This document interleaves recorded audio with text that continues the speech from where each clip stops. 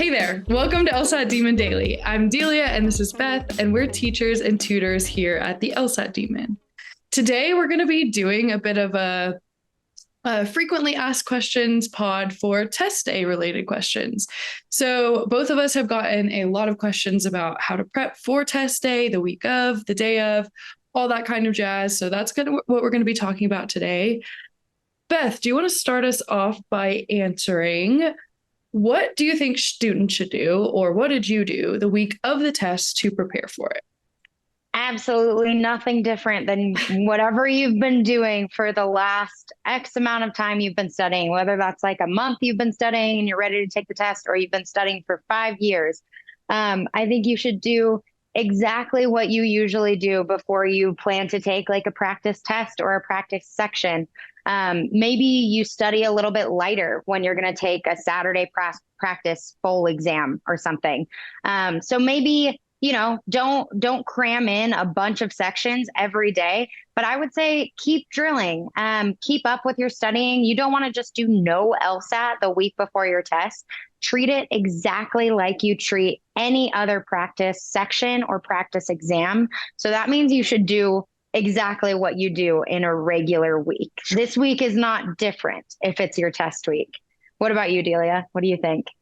No, I completely agree. I think treat it all the same, with like maybe one caveat of like, take some time to do something for yourself, like take some time to relax. Yeah. That's the only thing I would add that I think that you should be doing differently if you don't already do that. If you don't already do self-care, do some self-care, because really getting mentally prepared is key. And you do that not by like drilling harder or taking more practice tests or like hitting the test harder than you normally would and like treating it like a marathon. You do it by like taking a step back and mentally preparing. I always tell students like the time that you don't spend studying is as important as the time that you do spend studying, because that's your time to recoup and like get yourself mentally ready. So yeah, absolutely. Rest time. Yeah. Yes, exactly. And then just one more thing, logistically, please listen to LSAC, follow the checklist on LSAC, like actually check your computer, make sure there's nothing weird going on. Like, don't treat that as like something that's like extra or last minute, like actually do the logistical stuff and make sure your computer's ready. Because I promise this happened to me. You don't want to get to the day of the test and realize that you need to like clear your cache or like delete a bunch of stuff or something like that. So that would be the only other thing I would say. Make sure you get done so that you, on the day of the test, you don't get there and you can't take the test because of some sort of issue with your hardware. Yeah, that's such a good point. I was just thinking about like what to do with the LSAT to prepare, but absolutely log into LawHub, check your thing. They let you log into Proctor and choose your slot, log in there again. They run a test on your computer to see if you're running properly. One of the mistakes I made on one of my tests, and I prolonged it this way, was I just had my password to LawHub, like some crazy password saved in my password chains. And because I had everything shut down on test day, they didn't want to let me access like where I keep my password saved. And it was really a problem for me to not have my password at the top of head. So stuff like that, like know your login, which obviously sounds silly, but have that ready to go. That's the logistical stuff that absolutely can ease any functional test anxiety. For if it's going to run smoothly, check your stuff. Yeah. Exactly. That's totally stuff within your control. And I mean, that kind of stuff will take probably an hour max. So don't think of it as something that should be stressful or like an additional thing you have to do. Like just make sure it's done so you don't have to worry about it on the day of. Yeah. And then you mentioned the time slot. Make sure you are thinking about when it like the LSAC opens up the time to register, because I have gotten like complaints and concerns from students who didn't get a time slot they wanted because they didn't think it would be a big deal to like wait until, like later on after it opens. And then they ended up taking the test at like 7 a.m. or 8 a.m. or whatever. And if you're an early morning person, that's perfect. Like if that's the slot you want, that's great. But if that's not the time that you normally take your practice test, again, you want to roll with the punches, still treat it like any other practice test, do what you need to do. But if you can avoid that and sign up for the test at a time that you would normally be taking practice tests or studying, then try to do that. Right. So for me, like I felt like I got my best studying done around the 10 a.m., 11 a.m. mark. So I was trying to take it around that time. Yeah. Just be prepared for that. I think it is important, but again, worst case, if you get a slot you don't want, treat it like any other practice test. Yeah, exactly. Yeah. Awesome. Well, I think we did kind of just answer this a little bit, but what should our students expect on test day?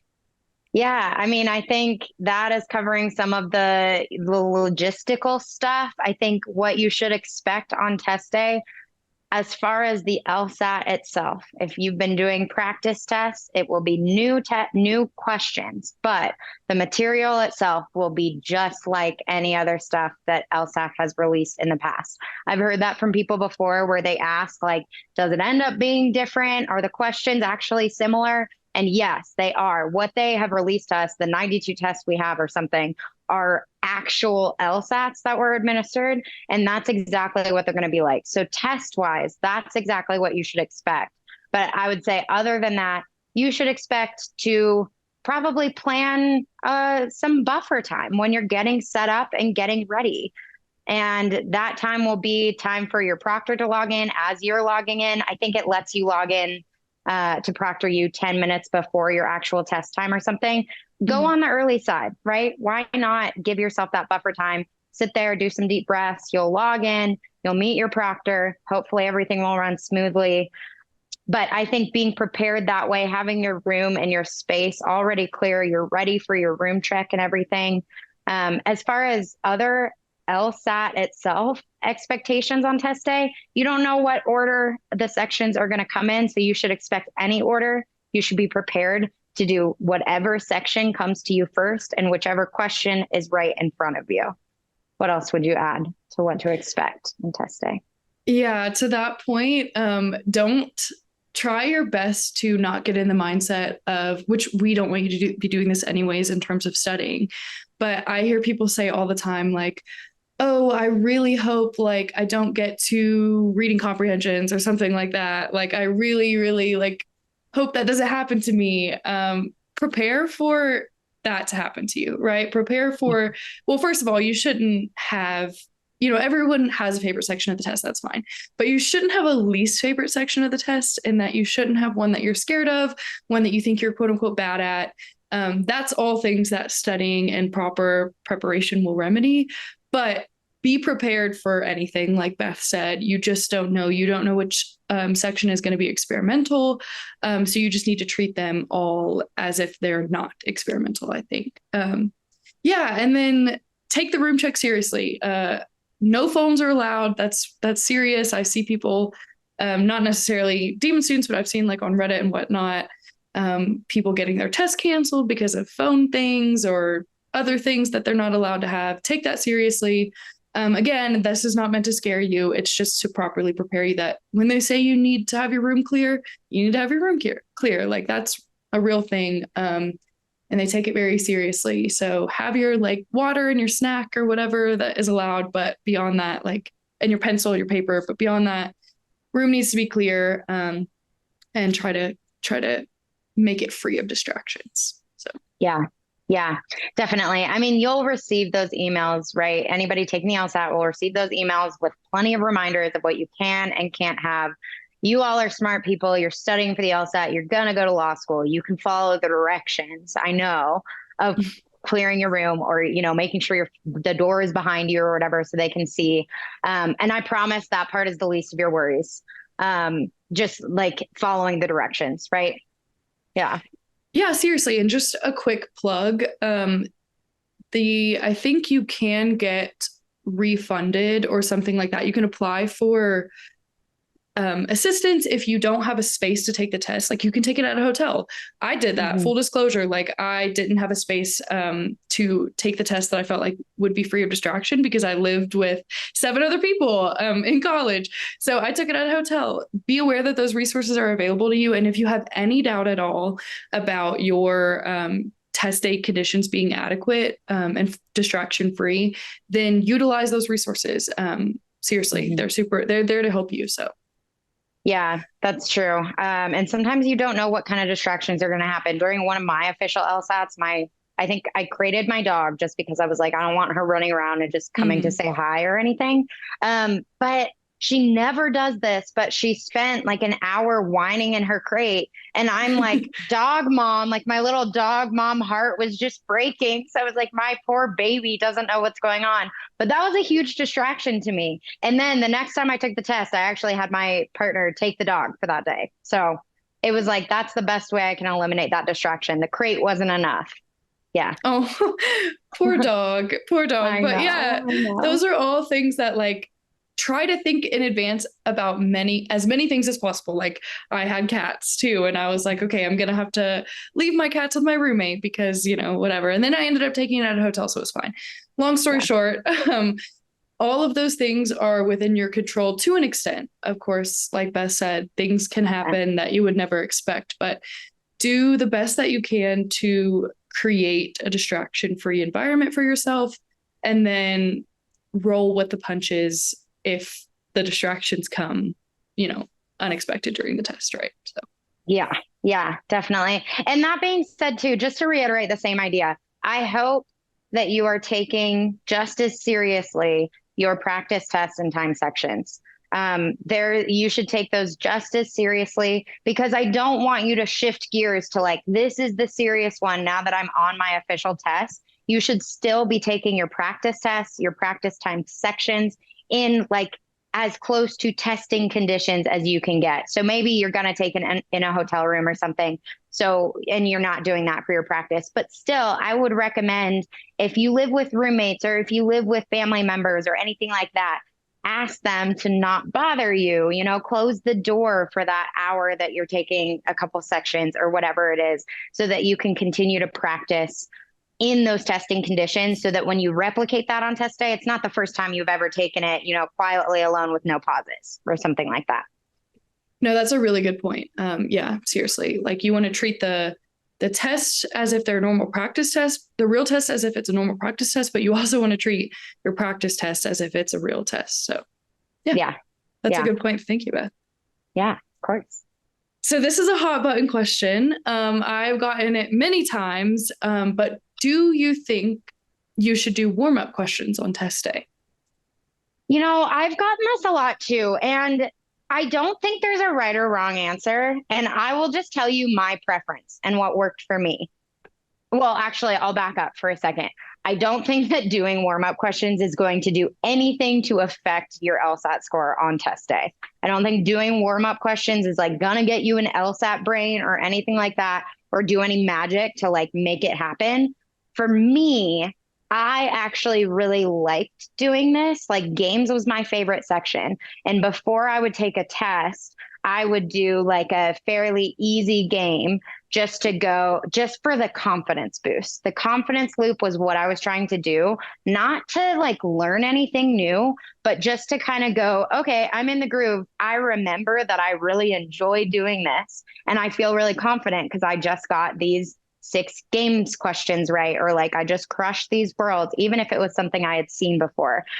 So I don't think that is something that's going to get you to do better on your test day. It is something I really liked to do.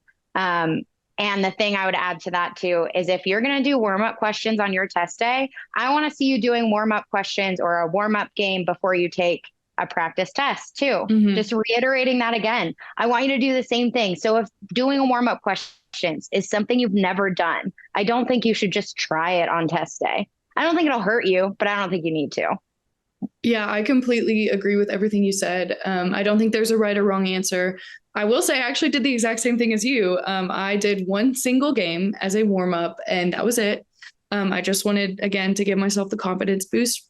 But I would say I have seen advice out there from other companies that's like, do one game, do like 5 LR questions and a whole RC passage or something like that. And I personally think that's a lot. I personally would probably recommend not doing that. I think that's a lot to do mentally and then go right into the test and then do a full test. Now, again, with the caveat, like if you do that normally before practice tests and you're used to that, then sure, do exactly what you normally do. But if you're not normally doing that, I worry that advice like that could mentally tire you out, and that's what you don't want. So I agree. I think doing a game or doing a question or whatever for a confidence boost couldn't hurt, but I also don't think it's necessary at all. Yeah, exactly. Couldn't agree more. And if you want to try that out, right, try that out next time you take a time section or something. See if you like doing a game right before your LR section or whatever it ends up being. So next one, what should you do if you get anxious before or during the test? Yeah, this one is a big question. And obviously, I think a lot of these test day FAQs come from this place of like a lot of people have test anxiety. And maybe even if you haven't had test anxiety in the past, that was actually me. Like I've never really had a history of test anxiety, but I just put so much pressure on myself for the LSAT specifically because there was a lot riding on it. That it was like, oh, cool, I have some new test anxiety I never had before. So this is obviously huge. And I think that's where all of these other questions come from.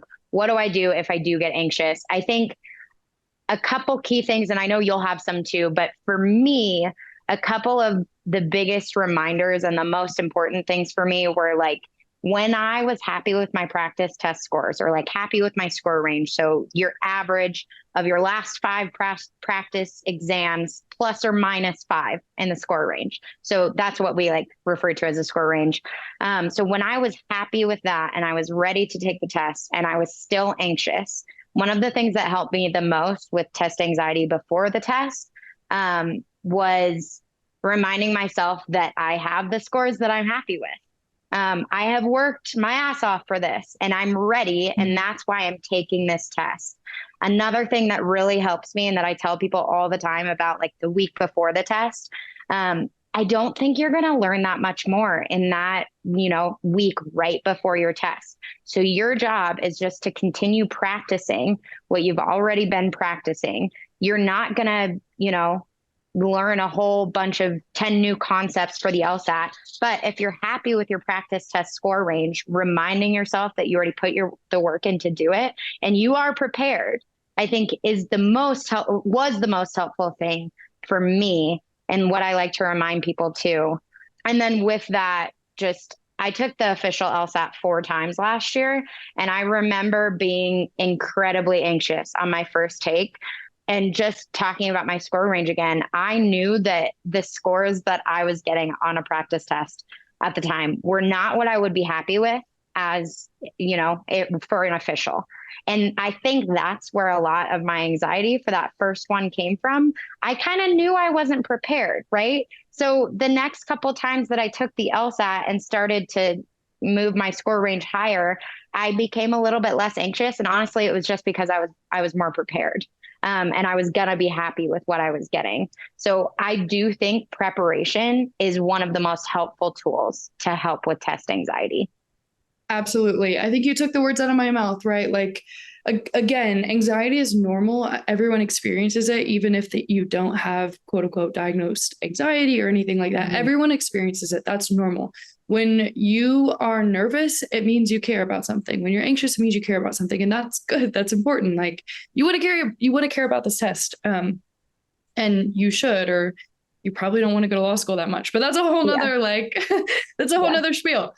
However, preparation is key. And if you go into the test confident in your prep, then that is going to translate. Again, it's not going to get rid of all the nerves that you might have, but that is the number one thing. You want to be prepared and you want to be confident in your ability going into the test, or you're going to be a nervous wreck because you're not prepared. And that's why we tell people, don't sign up for the test until you're ready, until your test scores reflect your ability. But again, another spiel for another day. In terms of, just mitigating anxiety when you've done all the prep, when you're really ready to take the test, and when your practice test scores reflect your ability, I think one of the biggest things to do before the test, like Beth said, reminding yourself, whatever that looks like for you, that you are prepared is so important.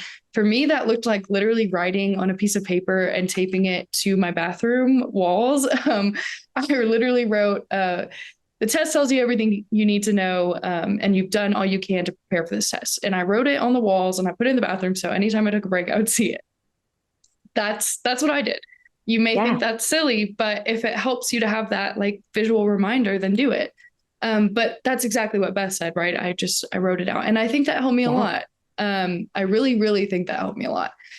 But during the test, if you feel like you're getting choked up or you feel like you're getting super anxious, and like I can definitely attest to this because I have terrible test taking anxiety and anxiety in general, and I always have. And you can hear me talk a little bit about that more. We did a class a while back called Accommodating Success. So feel free to go check that out if you want any more advice on this topic particularly. But what I did, and I think the DMAIN prompts you to do this like on drilling if you've been drilling for a while. But if I started to get really anxious, I would stop and I would take 2 to 3 seconds and take a big deep breath and let oxygen flow to my brain. And then I would breathe out and then I would continue with the test. And some people I feel like are like, oh, I don't want to do that because I'm going to waste time that I could be spending doing questions, taking deep breaths and meditating or whatever. I promise you that the time that you spend taking that deep breath and like recentering yourself is going to pay off in the end. If you keep trying to push through when you're so anxious and so like flustered that you can't focus, you're not going to be able to focus and you're not going to be able to answer the questions. But if you take that time to take a deep breath, center yourself, and then move on, I promise it's going to be worth it. It's only takes 2 to 3 seconds. That's what I did. Highly recommend. Again, things work for different people, but I think breathing is something, and getting oxygen to your brain is something that is scientifically proven to improve focus and all that stuff. So it's not just mumbo jumbo. Yeah. Yeah, definitely. I mean, I think I heard that advice finally. And again, I said I took the official 4 times, but the first time I remember vividly, like the very first section, I felt so shaky. I was like rereading everything on the first 10 questions or something. And I just felt incredibly anxious, shaky. It took probably half the time for me to do for a section for me to do the first 10 or 15 questions. And I just felt very uneasy. And it took me that long to like kind of get back into the groove of it. But I then later took official tests again and tried out what Delia is talking about and tried out just like, why don't I stop and take a deep breath instead of just pushing through these questions and actually burning up my time instead of what a lot of people say, which is like, I can't waste the time to take a deep breath. I do remember having that experience of being so anxious, and that really bogs you down on the clarity of thinking about what's in front of you. So I definitely advocate for that as well. It can definitely help you out. And it's really simple. You don't have to be a meditation expert to do that. Yeah. Yeah, seriously. It's just one of those things like I feel like sometimes we don't even focus on our breath. Like we're just moving throughout the day and we're breathing. But if you're anxious at any point, even if it's not just on test day, like think about how often you actually take time during a day to take a deep breath in and out. And like for most people, it's probably like none, no time at all. And it's so important for all facets of life. But seriously, it works. It's not a waste of time. Do it. Practice doing it in practice tests too. Like if you're nervous about what it would look like on the test, like treat it like a practice test and practice taking deep breaths when you get nervous on a practice test. If you're uncomfortable with like introducing that new technique or whatever, even though it's not really a technique, it's just something we do as humans. But if you're uncomfortable with doing that meditation type thing on the real test, incorporate it into your practice test and see how you like it, see what it does for you. So yeah. Awesome. So, okay, getting near the end here, but what should you do during the break on your test?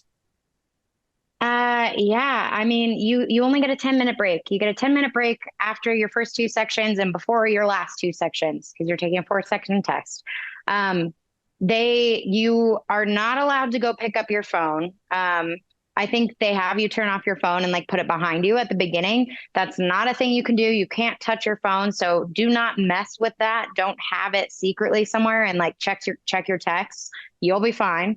Don't do that. But what should you do during the break? I think that's like the number one thing not to do, but you only have 10 minutes. I don't know. What do you need? Do you need to get a snack? Do you need to refill a glass of water?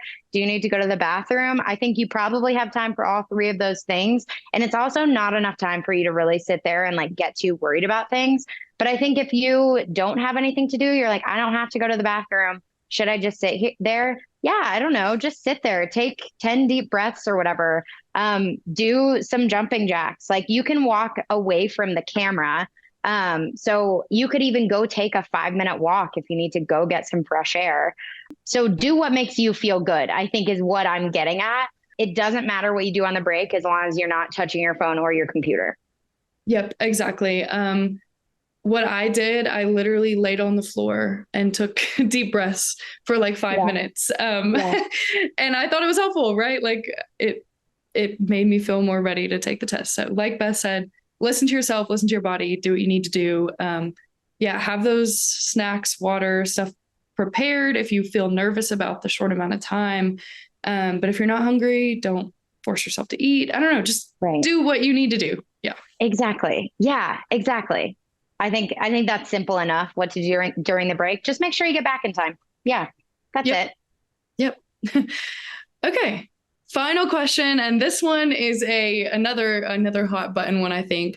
What should you do if you have proctor issues?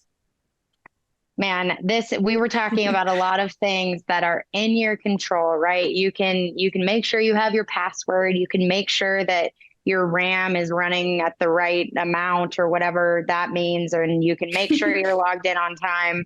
And you can be in control of a lot of what goes into your own environment. And proctor issues, I think, come up all the time and really scare people actually, because they are the thing that are outside of your control. I thankfully have never had a proctor issue, but I know many people have. The best thing you can do if you have proctor issues, if it's something like they're delaying your test and you can't start your test, honestly, there's nothing you can do except sit there and wait until they're ready to go. I have heard of people waiting, an hour or two past their start time to actually start their test. Honestly, you just have to roll with it. Life just gives you lemons sometimes, right? So I would recommend do the same thing you would on a break or whatever. Do what you can to sit there and pass the time, take some deep breaths. When the proctor's ready, you'll start your test. I think if you have proctor issues, like they're interfering with your actual test, that's an instance where you have an opportunity to talk to LSAC about it, and they'll probably give you a retake, but you will be forfeiting the test that you just took if you take that route. I know there are other proctor issues that come up all the time, but what are some things you think of about proctor issues? Yeah, I agree with everything you said. I can talk a little bit about the proctor issues I had, but I did want to Mhm. first say, you can find solace in the fact that if your proctor issues are bad enough, you can always file a report and try to retake it. I feel like they tend to be, from what I've seen, pretty generous with, like, if you have a serious issue that you can prove or whatever, like more than likely they will let you retake it. So find solace in that fact if it's bad enough. For me, I had proctor issues that were probably could have been considered bad enough to issue a retake, but I felt confident enough. Like I was actually able to finish the test, and I felt confident enough in my test and what I did on the test to not ask for a retake, and I ended up getting a 180. So I'm glad that I did that. I'm glad I didn't try to cancel my test. But Yeah. I actually got disconnected from my proctor after the third section, right before the fourth section. And the disconnect was for a whole hour. And during that whole hour, I had like multiple different proctors coming in and out. My test started and they stopped it, and started and they stopped it. Luckily, it was getting paused time wise. And that went on for a little over an hour. And it was pretty stressful. But like Beth said, I tried to remind myself that the proctor issues, like whatever proctor issues I have, is not a reflection of my ability on the test. And I can still do the test given these proctor issues, again, so long as like those issues don't eat up my time, which it didn't. But yeah, that's what happened to me. Be prepared for it. I just rolled with the punches. I took deep breaths. And it worked out fine. Just, I would honestly recommend be prepared to have proctor issues. Yeah. Right. It's just like somebody's running technology on your computer. It's not going to be perfect. That's the thing out of your control. Do your best to just roll with it, whatever happens. And if it's bad enough, you can probably get a retake from LSAC. And hopefully it won't be, right? But if you're prepared for it, maybe it won't seem as bad if something does happen. Some advice I got from Ala actually when we were studying and when we were taking official LSATs was if your proctor starts to like move your mouse around or talk to you or anything like that, and you're taking your test, you should ask them to pause your test immediately.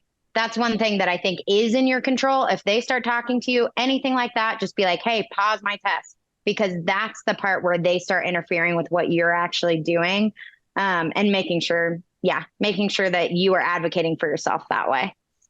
For sure. And you can do that before the test starts. Like when you get introduced to your proctor, you can be like, hey, if you need to interrupt me for any reason, or if I'm doing something, you can't see me in the screen or whatever, you can say, hey, if you need to interrupt me, could you pause my test?